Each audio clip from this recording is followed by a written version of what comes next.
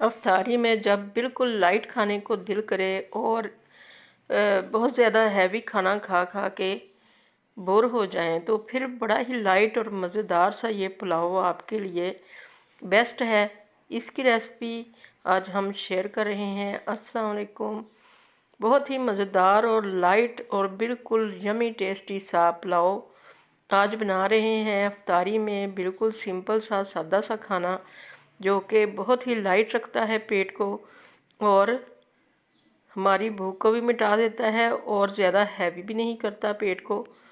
तो इसके लिए हमने ये ऑयल में प्याज डाल दिया है, एक प्याज लिया है और इसके अंदर हमने हाफ कप डाल दिया है ऑयल का और इसको अच्छा सा लाइट ब्राउन करेंगे।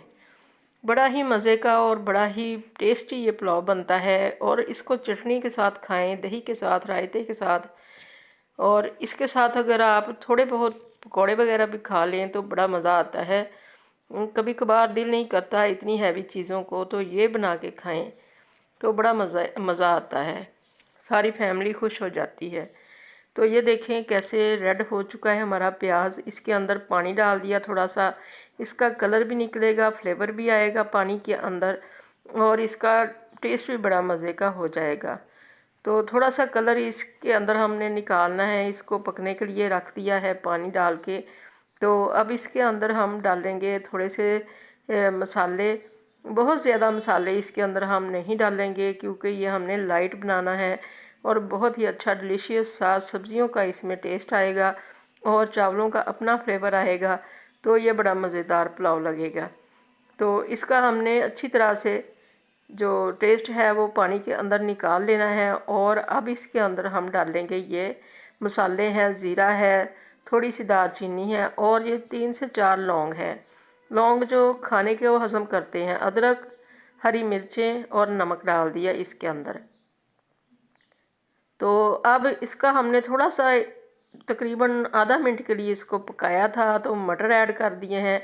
मटर हमने ढेर सारे डाले हैं क्योंकि इसके अंदर मटर बहुत ही ज़्यादा मज़े के लगते हैं। मटरों का ख़ास फ्लेवर आता है। मटरों को हमने भून लिया है अच्छी तरह से 3 से 4 मिनट के लिए फुल फ्लेम के ऊपर।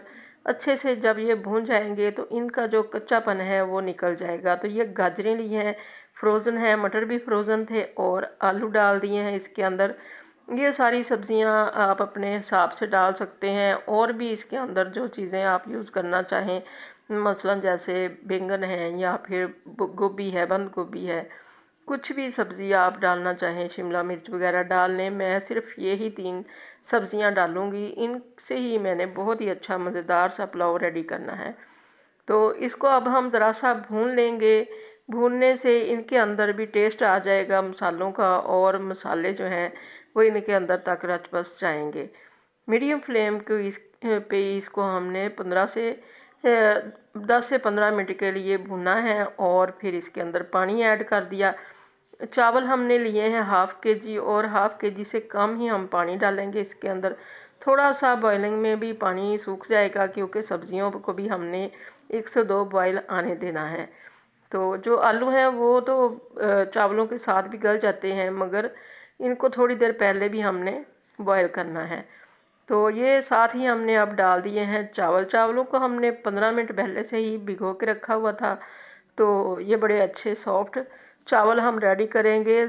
चावलों की हम कन्नी नहीं रहने देते क्योंकि हमें चावल जो हैं ये बड़े सॉफ्ट ही पसंद हैं और ख़ास तौर पे आलू मटर वाले जो इस तरह के सब्जियों वाले चावल होते हैं वो ज़रा सॉफ्ट ही अच्छे लगते हैं। आप अपने जायके के हिसाब से, अपने टेस्ट के हिसाब से रखें। जो लोग खड़े खड़े खाना पसंद करते हैं वो उसी तरह से रख लें।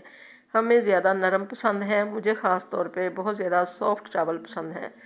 तो ये देखें हमने इसको कवर नहीं किया था, थोड़ा सा उल्टा ही रखा था इसका कवर ताकि इसमें पानी जो है ये ड्राई हो जाए। इतना सा पानी रह गया तो नमक चेक कर लें। तो नमक हमने चेक कर लिया है, बिल्कुल ठीक है। और अब इसको हमने बिल्कुल लो फ्लेम के ऊपर रख दिया है दम पे।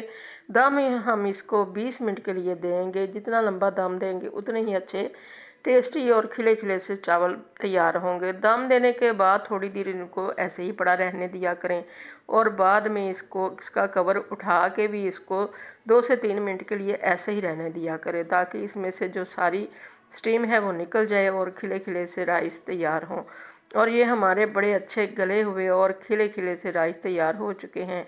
इसको चाहें तो रायते के साथ आप खाएं, या फिर चटनियाँ तो आजकल काफ़ी बनी हुई हैं, फ्रिज के अंदर पड़ी होती हैं कई किस्म की चटनियाँ। तो चटनी के साथ ये बिल्कुल सिंपल सा सादा सा पुलाव खाएंगे तो हाजमा भी बहुत अच्छा हो जाएगा और टेस्ट भी बड़ा मज़े का मिलेगा।